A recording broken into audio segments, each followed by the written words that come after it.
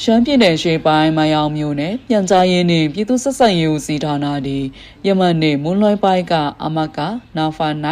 စာဖတ်ရှိမြင့်တင်ရေးနေလင့်စာကြည့်တိုင်ကွင်းစင်ဆောင်ရွက်ခဲ့ပါရရှင်။ဦးစွာမြို့နယ်ဦးစီးမှုဦးဆိုင်အောင်စော်လင်းကမိခိုးမြို့ငွေလေထုညဉ့်ညံတာစီကာကွယ်ရေးအရွယ်မရောက်သေးသူကလေးတို့ငယ်များစီမှုထမ်းခြင်းမှကာကွယ်တာစီထိန်သိမ်းရေးပရစတိတ်အနေရဲ့ဆိုင်ရာတိကောင်ဆရာများဟောပြောပြီးရုပ်တံကျွမ်းကျင်သုံးဒေါ်နောင်းစီဖောင်းကမှုရစ်စေဝါနဲ့လူကုန်ကူးမှုအနေရဲ့ဆိုင်ရာတိကောင်ဆရာများကိုဟောပြောခဲ့ပါရရှင်။အဲ့ဒီနောက်စာကြည့်တိုင်လက်ထောက်သုံးဒေါ်ဝင်းဝေခိုင်က